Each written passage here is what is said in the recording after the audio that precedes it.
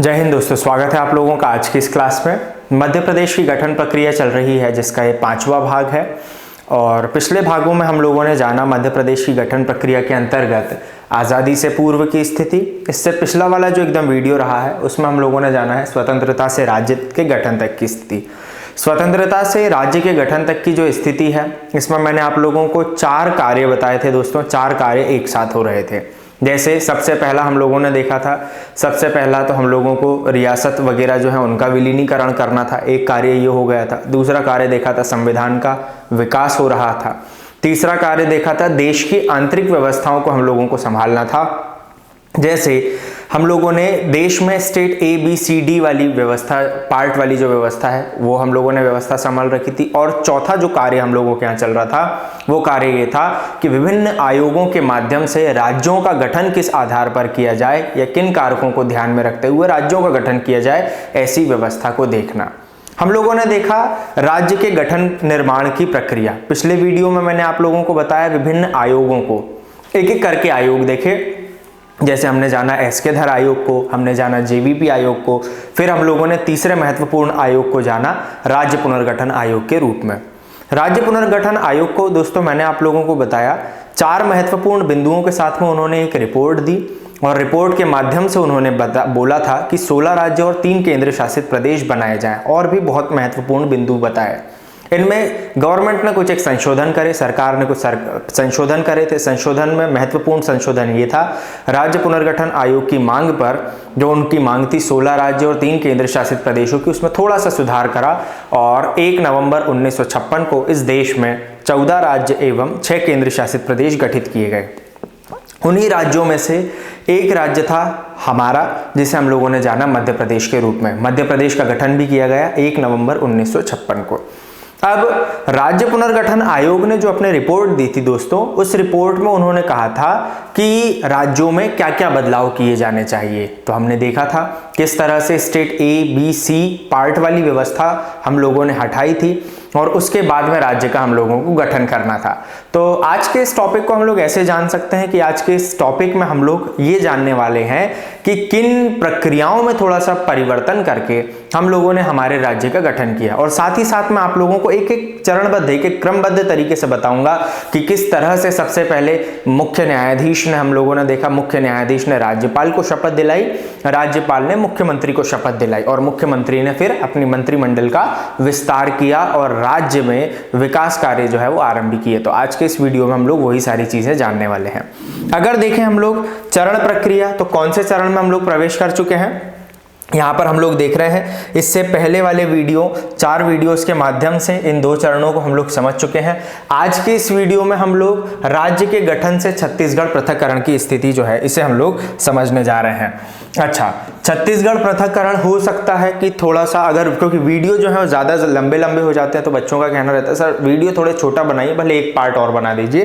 तो आवश्यकता के अनुसार इसमें थोड़ा समय अगर लगता है तो फिर मैं आज छत्तीसगढ़ पृथक्करण तक ले जाऊंगा। अदरवाइज इस पार्ट को भी हम लोग, इस वाले पार्ट को भी हम लोग 2 भाग में वीडियो इसके बनाएंगे, वो देख लेंगे आवश्यकता के अनुसार क्या चीज़ हो रही है। चलिए देख रहे हैं, मैंने आप लोगों को बताया सबसे पहले यहाँ पर देख रहे हैं राज्य का गठन जो है ये हो चुका है।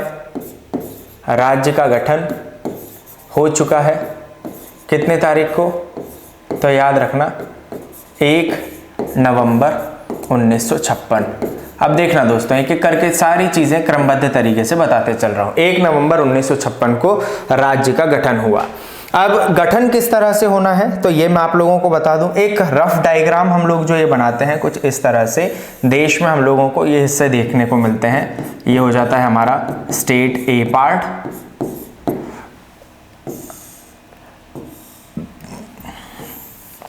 ये हो जाता है हमारा स्टेट B पार्ट और ये हो जाता है स्टेट C पार्ट। ठीक है, और भोपाल वाला क्षेत्र मैंने आप लोगों को बताकर रखा दोस्तों, ये एक पृथक क्षेत्र हो रहा था उस समय पर। ये हो गया भोपाल।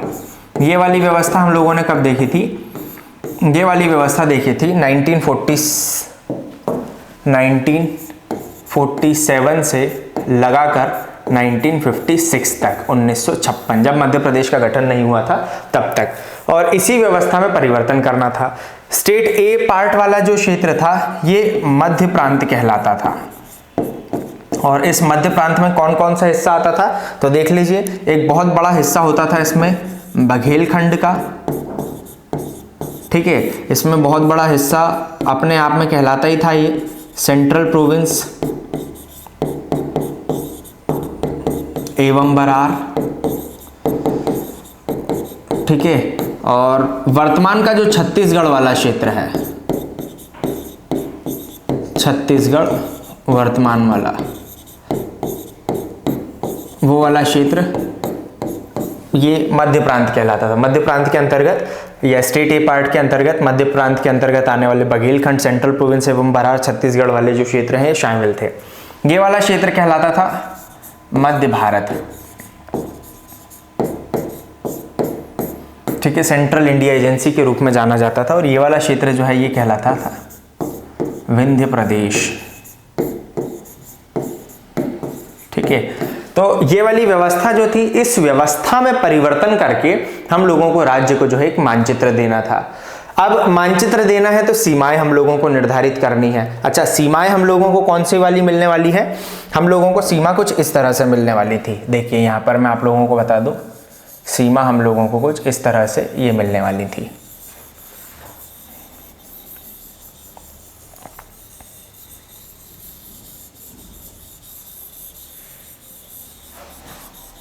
ये ऐसे,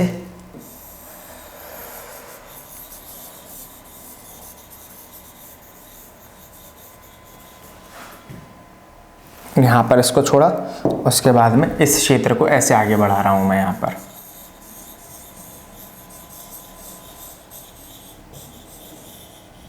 यहां ऐसे, और ये येलो कलर वाला जो बॉर्डर बनाई ना, ये वर्तमान में छत्तीसगढ़ के रूप में ये वाला क्षेत्र अलग हो चुका है। ये वाला क्षेत्र अब अलग जाना जाता है। तो इस तरह से कुछ हम लोगों को सीमाएं मिलनी थी। अब ये सीमाएं प्राप्त करने के लिए हमको स्टेट ए बी सी में कुछ परिवर्तन करने चाहे हम लोगों ने। क्या परिवर्तन करने थे?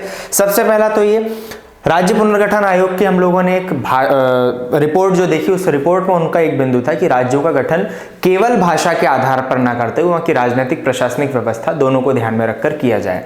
मध्य प्रदेश में भी सेम यही करा, लेकिन इसमें जो मध्य प्रदेश में जो आधार का एक मूल बिंदु माना है वो माना था भाषा। तो यहां पर मैं लिख भी दे रहा हूं कि मध्य प्रदेश के गठन का आधार, गठन का जो आधार था वो था भाषाई। भाषाई आधार पर मध्य प्रदेश का गठन जो है वो किया जाना था। और मध्य प्रदेश की राजभाषा कौन सी देखने को मिलती है? हम बहुत अच्छे तरीके से जानते हैं, मध्य प्रदेश की राजभाषा या कामकाजी जो भाषा है वो है हिंदी। तो मध्य प्रदेश का गठन किया जाना था हिंदी भाषी जिलों को लेते हुए। तो अब हम लोगों ने क्या करा, ऐसे क्षेत्र देखे जो कि अलग भाषाओं का उपयोग कर रहे थे, उन्हें अलग अलग राज्यों को दे दिए। जैसे यहाँ पर मराठी भाषी कुछ क्षेत्र थे तो वो महाराष्ट्र में चले जाएंगे, क्योंकि महाराष्ट्र में मराठी भाषी होते हैं ना। तो ऐसे अलग अलग कर दिए थे, कुछ ऐसी चीज़ों को देखा और फिर हम लोगों ने जो है इस तरह से ये वाली जो सीमाएं हैं ये निर्धारित करी। तो प्रश्न पूछा जाता है, स्टेट ए पार्ट में हम लोगों ने राज्य का गठन करते वक्त क्या ध्यान में रखा या क्या परिवर्तन किए? तो यहां पर मैं आप लोगों को बता दे रहा हूं, राज्य के गठन के दौरान 1956 के समय, ये 1947 से 1956 है, 1956 के समय यहां पर एक क्षेत्र हुआ करता था। इस क्षेत्र का नाम था विदर्भ क्षेत्र।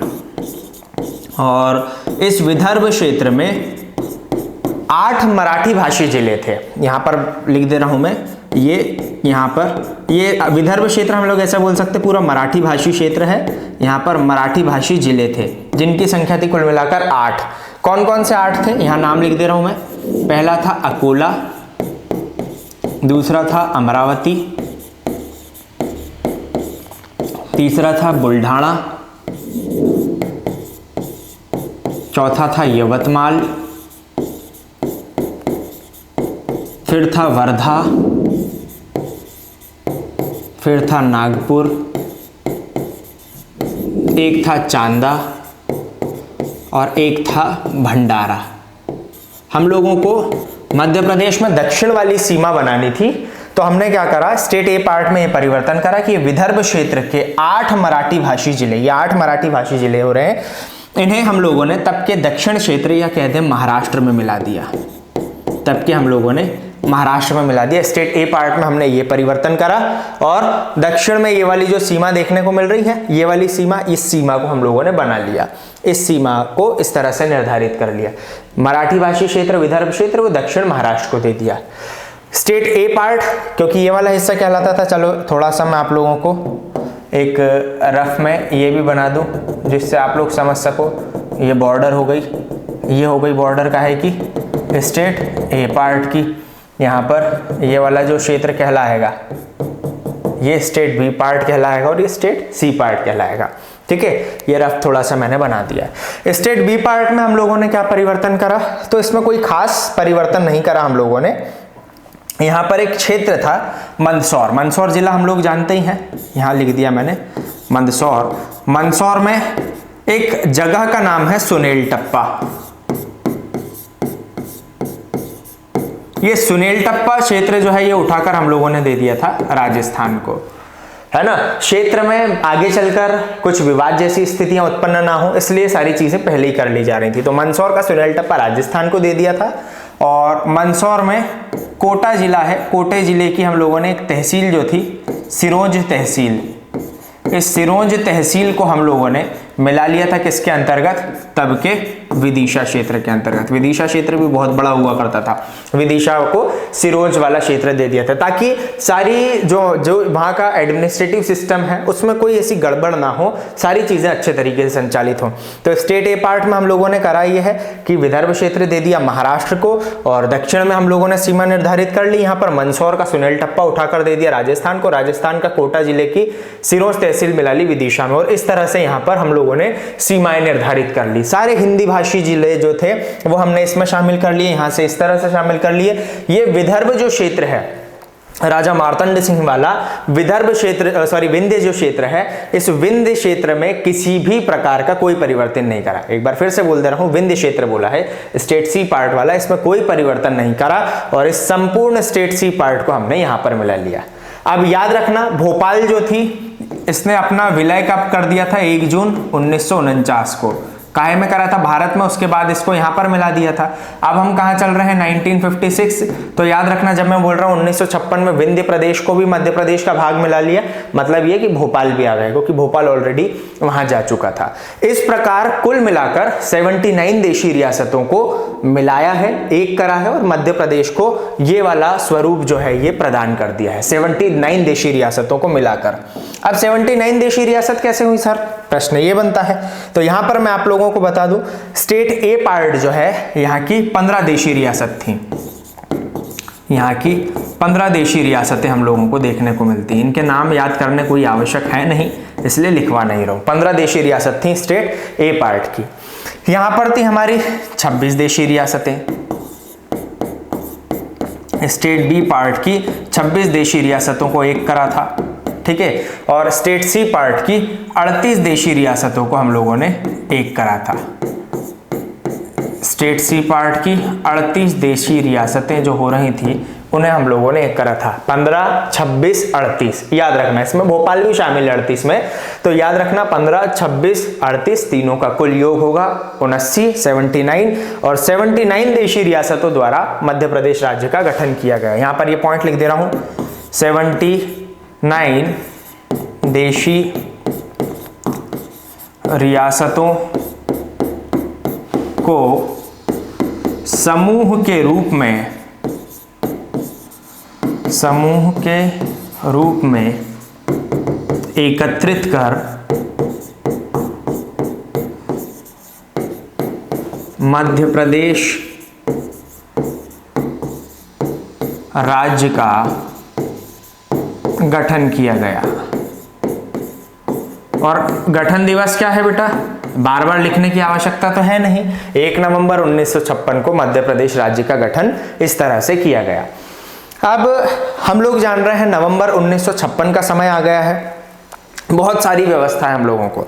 जब ये मानचित्र मिला है तो इस मानचित्र को संभालने के लिए, राज्य तो बना दिया, राज्य को संभालने के लिए भी तो बहुत सारी चीजें चाहिए। तो अब एक एक करके क्या क्या चीजें मिली, सारी चीजें बहुत धैर्य के साथ में देखोगे, एक साथ सीक्वेंस के साथ में लेकर चल रहा हूं। 190% बोल रहा हूं कि इस सीक्वेंस से आप लोगों ने नहीं पढ़ा होगा, कभी ऑफलाइन क्लास में भी नहीं पढ़ा है इस सीक्वेंस से, जो सीक्वेंस यहाँ पर दे रहा हूँ, क्योंकि उतना ऑफलाइन क्लास में भी उतना समय नहीं मिल पाता है कि इतना ज्यादा डीप में जो है चीजें करा सकें। यहाँ पर समय भी हमारा है, वक्त हमारा हो रहा है, वीडियोस भी हमारे, कोई समस्या नहीं आ रही है। चलिए देखते हैं यहाँ पर 1 नवंबर 1956 वाला ये जो समय आ रहा है, जो दिन आ रहा है, उस दिन सबसे पहला तो हम लोगों को मानचित्र मिला है, और मानचित्र के साथ में क्षेत्रफल कितना मिला, तो याद रखना क्षेत्रफल मिला है 443,446 किलोमीटर स्क्वायर। ठीक है, 443,446 किलोमीटर स्क्वायर। अगर बात करें तो उस समय का देश का सबसे बड़ा राज्य, उस समय का देश का ये सबसे बड़ा राज्य हुआ करता था क्षेत्रफल की दृष्टि से, है ना। यहां लिख भी दे रहा हूं मैं, क्षेत्रफल में उस समय का देश का सबसे बड़ा राज्य हुआ करता था। ये दो हम लोग जानते हैं, हमारे यहाँ पर जो जनगणना होती है, ये लॉर्ड रिपन के काल से एक वाला आंकड़ा लग गया था 1881, फिर 1891, है ना, याद रखा। सबसे पहली मेयो ने कराई थी 1872 में, उसके बाद लॉर्ड रिपन ने जनगणना, जनसंख्या का जो गिनती है वो गणना चालू करवाई थी 1881, फिर 1891, फिर 1901, फिर 1911, 1921, ऐसा करते करते 1 वाला आंकड़ा लगा हुआ था। तो हमारी यहाँ पर जनगणना जो हुई थी, यहाँ पर मैं आप लोगों को बता दे रहा हूँ, जनगणना हुई थी हमारी 1991 में, 1951 में। ठीक है, 1951 की जो 1951 की जनगणना हुई थी, 1951 की जो जनगणना है, इसके अनुसार इस समय पर, है ना, ये वाला जो क्षेत्र दिख रहा है 1956 को मिला है हम लोगों को। उस समय हम राज्य में जनसंख्या, उस समय राज्य में जो जनसंख्या थी दोस्तों, ये जनसंख्या थी तकरीबन 2,60,00,000।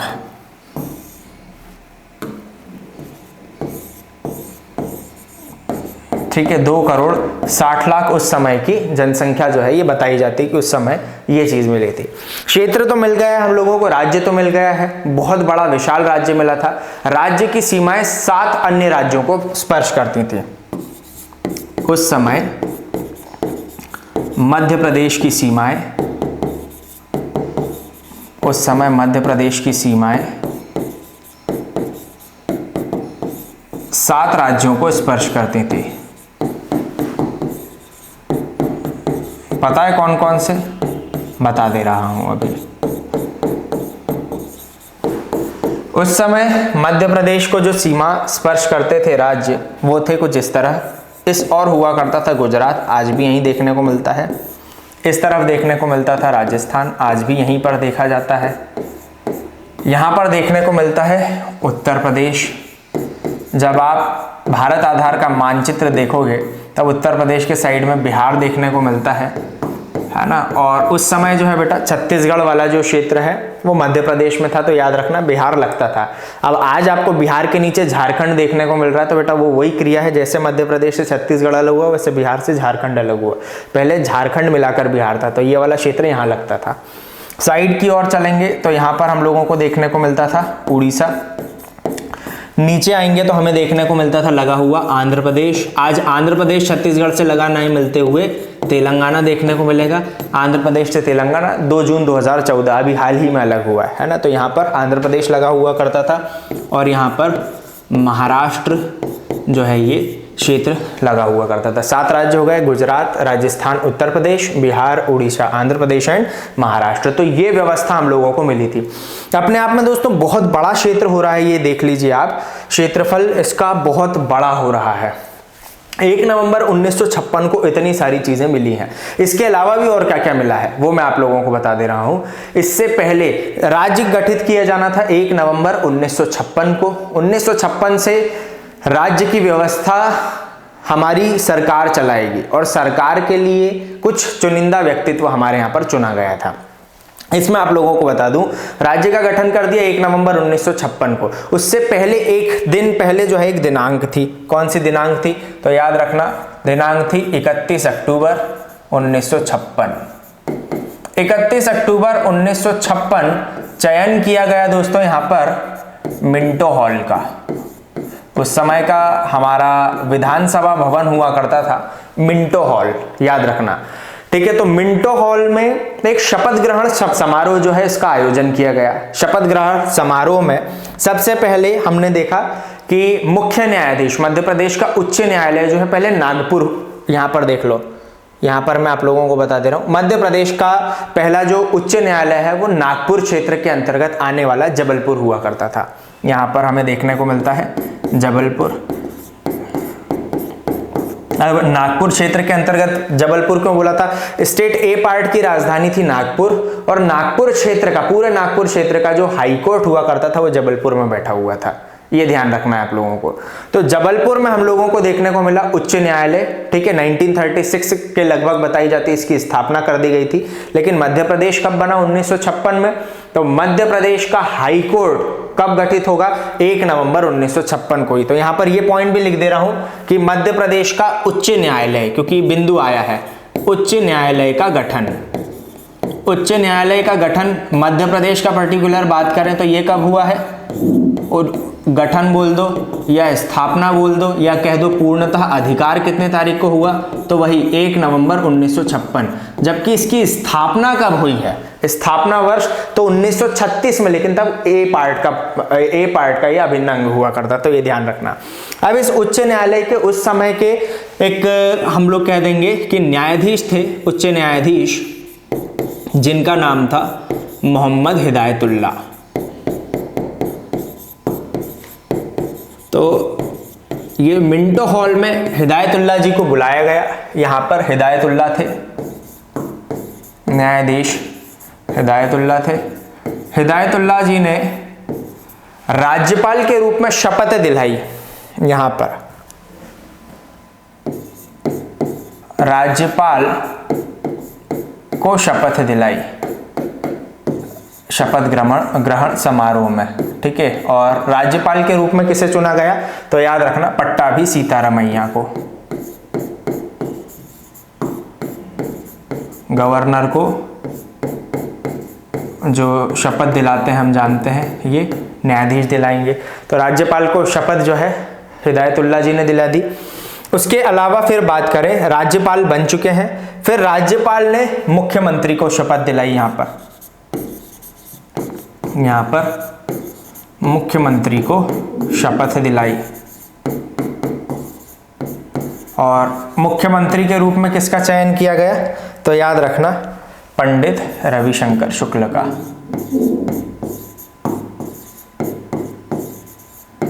बहुत सारे प्रश्न बनते हैं बेटा इनसे, ठीक है। ये शपथ आधार पर मुख्यमंत्री को शपथ कौन दिलाता है? तो राज्यपाल दिलाता है। राज्यपाल को शपथ कौन दिलाता है? तो न्यायाधीश दिला रहे हैं। यहां पर देख लीजिए क्रम वही बताया। मिंटो हॉल, मिंटो हॉल क्या था, या राज्य के पुराने विधानसभा भवन का क्या नाम था? तो मिंटो हॉल।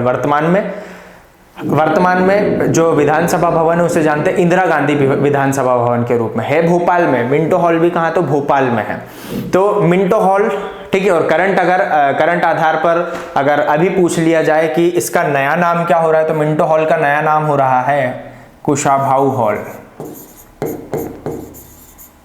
2021 में इसका नाम चेंज कर दिया गया है। इसका नया नाम क्या हो गया?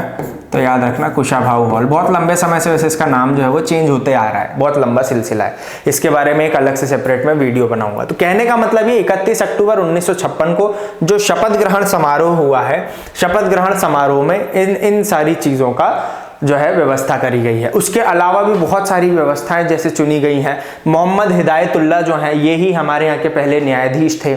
फिर उसके अलावा अगर पूछ लिया जाए कि मुख्य सचिव की हम लोग बात करें, मुख्य सचिव के रूप में कौन थे? तो मुख्य सचिव के रूप में हम लोग जानते हैं HS कामत थे, ठीक है। यहाँ पर मैं लिख दे रहा हूँ 4 व्यक्तित्व के और नाम, ठीक है। या पहला लिख दे रहा हूँ मैं आप लोगों का न्यायाधीश, ये सब उसी दिन चुने गए थे। न्यायाधीश हो गए, राज्यपाल हो गए, मुख्यमंत्री हो गए, ठीक है, हर चीज़ का चयन जो है यहाँ पर हो चुका था। यहाँ पर लिख दे रहा हूँ सबके नाम, इस क्रम से याद रखोगे सब याद रहेगा। मोहम्मद हिदायतुल्लाह जी चुन लिए गए हैं। ठीक है, राज्यपाल के रूप में पट्टाभी सीतारमैया।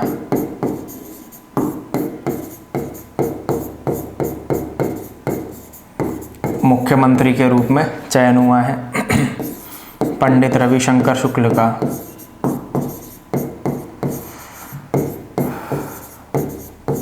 उसके अलावा क्या विधानसभा भवन का भी चयन हो गया है।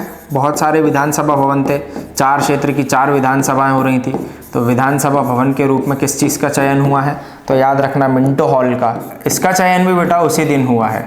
ठीक है, मिंटो हॉल का हुआ। उसके अलावा अब विधानसभा भवन में बैठेगा कौन कौन, तो हम लोग जानते हैं विधानसभा भवन में अध्यक्ष बैठेंगे, जिसे स्पीकर ऑफ लेजिस्लेटिव असेंबली कहते हैं। विधानसभा है ना लेजिस्लेटिव असेंबली, तो चेयरपर्सन कह दो या फिर स्पीकर बोल दो, स्पीकर ऑफ लेजिस्लेटिव असेंबली। ये कौन थे, तो याद रखना पंडित कुंजीलाल दुबे।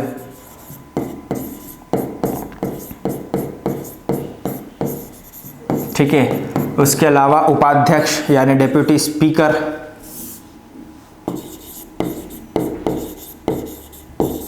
तो इनके रूप में हम लोग जानते हैं विष्णु विनायक सरवटे को।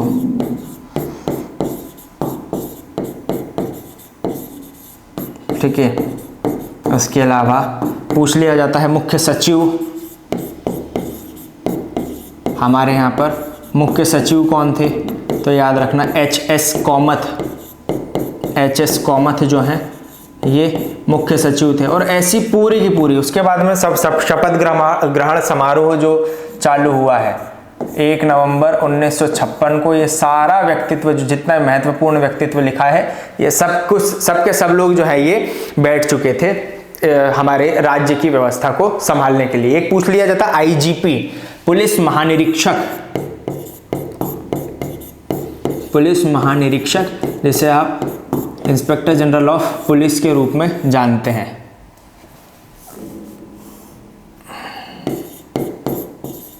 ये थे VG घाटे। ठीक है, तो ये सब लोग जो है ये चुने जा चुके हैं। 1 नवंबर 1956 से सारे लोग जो है अपना काम संभालेंगे। अच्छा, राज्य को और भी व्यवस्थाएं मिली थी। और क्या क्या व्यवस्था मिली थी राज्य को, तो यहाँ पर ये राज्य का नक्शा, राज्य का मानचित्र कुछ इस तरह से दिख रहा है। ये हटा दे रहा हूँ, अब अच्छा नहीं लग रहा है देखने में, तो इस चीज़ को यहाँ पर मैंने हटा दिया। इसके अतिरिक्त भी राज्य को बहुत सारी चीज़ें मिली थी, जैसे विधानसभा, यहाँ पर मैंने आप लोगों को बताई विधानसभा भवन, विधानसभा सीट भी मिली थी बेटा। प्रश्न पूछा जाए अगर आप लोगों से, क्या विधानसभा सीट मिली थी, बिल्कुल मिलेंगी। विधानसभा जब भवन मिल रहा है तो सीट भी मिलेंगी। उस समय कितनी मिली थी, तो याद रखना उस समय विधानसभा सीट थी हमारे पास 320-1। ये जो 1 रहती है ये आंग्ल भारतीय की रहती है, एंग्लो इंडियन की रहती है, जानते हैं हम लोग। हम लोगों को क्या विधानसभा सीट मिली थी, तो नहीं, इसके अलावा भी बहुत सारी चीज़ें मिली थी। जैसे हम लोगों को दोस्तों लोकसभा सीट और राज्यसभा सीट भी मिली थी। हमें लोकसभा सीट और राज्यसभा सीट ये भी दी गई थी। इन सीटों का आवंटन भी हुआ था। लोकसभा के रूप में हम लोगों को 40 सीटें मिली थी, वहीं राज्यसभा के सीट में हम लोगों को 16 सीटें जो है ये दी गई थी। तो लोकसभा सीटों की संख्या हो रही थी 40, राज्यसभा सीटों की संख्या 16, विधानसभा सीट हो रही थी 320-1। ये हो गया था। गवर्नमेंट हमारी बन चुकी थी। गवर्नमेंट को एक कामकाज के लिए एक पत्र दिया जाता है, जैसे हम लोग जानते हैं सरकारी कामकाज में एक हम लोग जिस पत्र का उपयोग करते हैं वो होता है श्वेत पत्र यानी व्हाइट पेपर। व्हाइट पेपर का यूज हम लोग लेते हैं, करते हैं। गवर्नमेंट के कामकाज में की जाने वाली जो भाषा थी, मध्य प्रदेश गवर्नमेंट जो जिस पेपर का यूज करेगी वो होगा व्हाइट पेपर, श्वेत पेपर। ठीक है, और कामकाजी की जो भाषा होगी वो होने वाली है हिंदी। यहाँ पर लिखिए राजभाषा कौन सी हो रही, तो हिंदी। अब राज्य को एक विशेष प्रतीक दिया जाता है, सिंबल दिया जाता है। ये सिंबल जो है ये भी किस दिन दिया गया, तो 1 नवंबर 1956 को ही दिया गया है। ये विशेषता भी ध्यान रखना है। ये जो सिंबल दिया गया था ये भी हमें 1 नवंबर 1956 को ही मिला था। वैसे ये पूरा मैं आप लोगों को डायग्राम में बताऊंगा बिल्कुल चित्र के माध्यम से, उसमें और अच्छे से समझ में आएगा, लेकिन दिनांक चल रही है 1 नवंबर 1956 दोस्तों, इसलिए यहाँ पर मैं आप लोगों को बताना चाह रहा हूँ। स्टेट का जो सिंबल था वो क्या था, तो याद रखना 24 स्तूप नुमा आकृति, 24 स्तूपनुमा आकृति के मध्य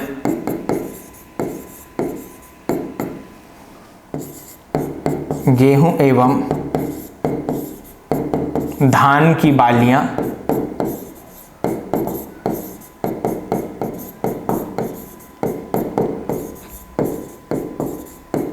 प्रदर्शित हैं तथा एक वृत्त के भीतर, एक सर्कल के बीच में, एक वृत्त के भीतर बरगद वृक्ष पर यानी बनियान ट्री पर या वट वृक्ष पर अशोक स्तंभ स्थित है। अशोक स्तंभ स्थित है और सर्कल में ही लिखा हुआ है एक तो लिखे हुए 3 शब्द, मतलब एक शब्द है मध्य प्रदेश और एक लिखा हुआ अपने आप में पूरा पर्टिकुलर सत्यमेव जयते, है ना, एक ही शब्द मानो इसको, सत्यमेव जयते। ये चीज़ जो है ये लिखी हुई है। तो ये भी हम लोगों को, इसकी भी प्राप्ति कब हुई है तो याद रखना, इस चीज़ की भी हम लोगों को जो प्राप्ति हुई है ये हुई है 1 नवंबर 1956 को। ये इसकी विशेषता अच्छे तरीके से ध्यान रखना। मध्य प्रदेश के रूप में इस तरह का मानचित्र मिल गया है और मानचित्र, क्योंकि राज्य पुनर्गठन आयोग ने बोल दिया था कि अब जो व्यवस्था हम लोग संभालेंगे ये स्टेट ABC पार्ट वाली नहीं होगी, अब हमारे यहाँ पर व्यवस्था होगी संभागों और जिलों वाली। तो यहाँ पर बेटा हम लोगों को संभागों के रूप में 43 जिले मिल चुके थे।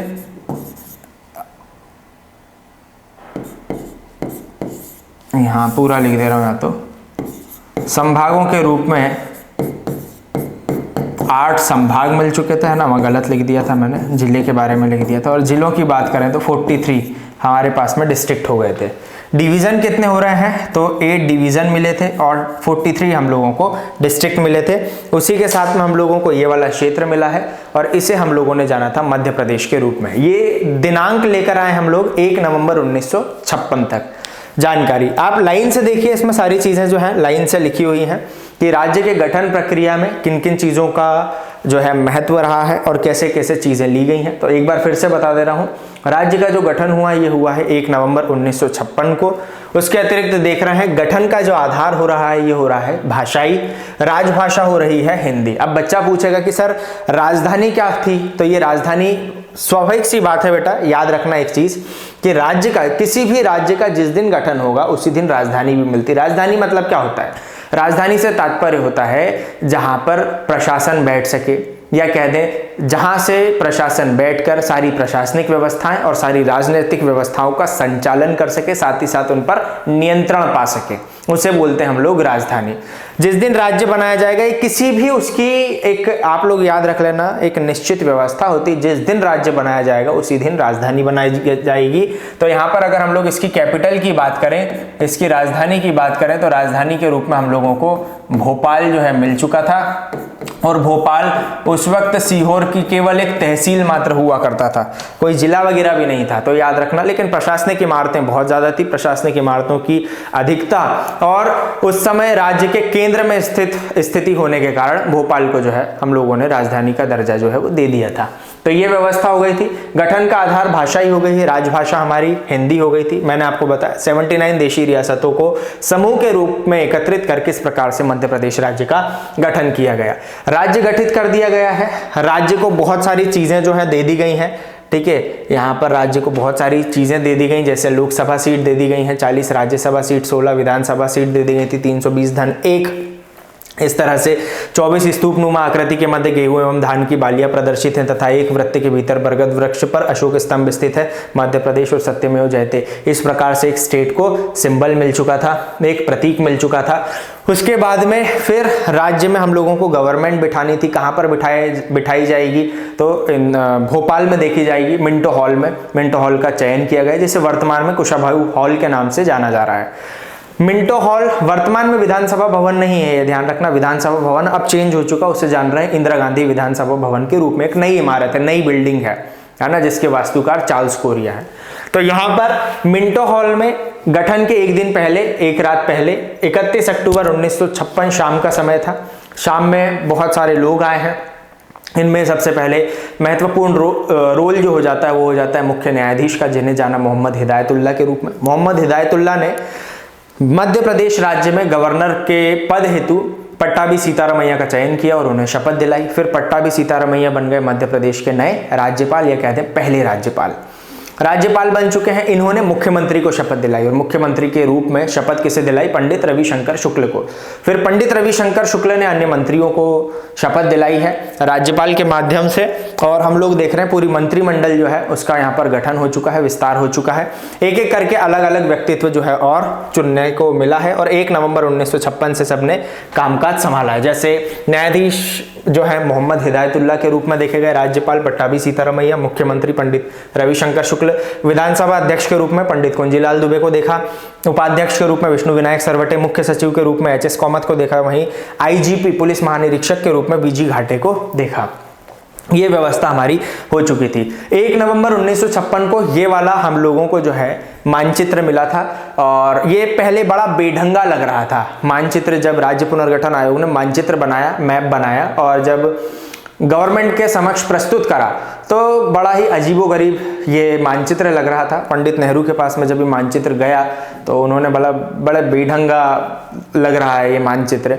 जब उनको आधार बताया कि इसको इस तरह से बनाया गया है, हिंदी भाषी एक राज्य हो रहा और इस व्यवस्था के रूप में हम लोगों ने बनाया है, तो बड़े ही प्रसन्न हुए पंडित नेहरू और उन्होंने प्रसन्न होकर इसे देश के मध्य में होने के कारण मध्य प्रदेश और हृदय प्रदेश के रूप में जो है नाम से संबोधित किया है और इस राज्य को मध्य प्रदेश या हृदय प्रदेश के रूप में जो है वो जाना गया। ये व्यवस्था हो रही थी। उसके बाद में हम लोगों ने देख लिया किस तरह से परिवर्तन करेगा स्टेट ए, बी और सी पार्ट में। क्षेत्रफल हम लोगों को मिल चुका था 44,6 वर्ग किलोमीटर। देश का सबसे बड़ा उस समय का राज्य हो रहा था। जनगणना हुई थी 1951 में और जनगणना 1951 के अनुसार आंकड़ों में से जब निकाला है तो हम लोगों को ये पता चला कि 2,60,00,000 के लगभग हम लोगों को जनसंख्या मिली थी मध्य प्रदेश राज्य में। उस समय मध्य प्रदेश की सीमाएं 7 राज्यों को स्पर्श करती थी। कैसे? तो याद रखना, गुजरात, राजस्थान, उत्तर प्रदेश, बिहार, उसके साइड में उड़ीसा, नीचे आंध्र प्रदेश और महाराष्ट्र। उच्च न्यायालय का गठन या स्थापना 1 नवंबर 1956, जो पहले नागपुर क्षेत्र के अंतर्गत आया करता था, जबलपुर, 1936 में स्थापना हुई थी और इसके पहले न्यायाधीश, पहले से तात्पर्य होता है 1 नवंबर 1956 क्योंकि अस्तित्व उस दिन मिला है, तो पहले न्यायाधीश हो गए थे इसके मोहम्मद हिदायतुल्लाह। ये आए हैं हम लोग 1 नवंबर 1956 से। अब हम लोगों को यही प्रक्रिया को आगे बढ़ाना है। 1 नवंबर 1956 से 2000 तक लेकर जाना है। अब बहुत सरल होने वाला है सारी चीजें। 1 नवंबर 1956 से 2000 तक हम लोग जाएंगे, देखेंगे किस तरह से कांग्रेस यूनिट की मांग उठी है। मध्य प्रदेश का दक्षिण पूर्वी क्षेत्र यानी कि साउथ ईस्ट रीजन जो है वो अलग होगा, जो कि देश का एक बहुत बड़ा क्षेत्र हो रहा है खनिज संसाधन की दृष्टि से, आय की दृष्टि से, और वो जा रहा है अब छत्तीसगढ़ के रूप में। तो मध्य प्रदेश को एक बहुत बड़ा झटका लगने वाला है। ठीक है, तो लगभग बोल सकते हैं 1/3 क्षेत्र के रूप में छत्तीसगढ़ अब अलग होगा। कब अलग होगा? तो 31 अक्टूबर 2000 को। ठीक है, ऐसी व्यवस्था अभी हम लोगों को और देखना बाकी है। तो इसी व्यवस्था के साथ में अगले वीडियो में हम लोग मिलेंगे। आशा करता हूँ सारी चीज़ें बहुत अच्छे तरीके से समझ में आई है। यहाँ पर मैं एक चीज़ रहा हूँ कि वीडियोस देखने वाले बहुत ज़्यादा बच्चे हो रहे हैं, लेकिन चैनल को सब्सक्राइब अभी तक नहीं करके रखा, पता नहीं क्यों। चैनल को सब्सक्राइब कीजिए, मनोबल बढ़ाइए मेरा। आज के लिए इतना ही रख रहे हैं, मिलते हैं अगले वीडियो में नई क्लास के साथ। धन्यवाद।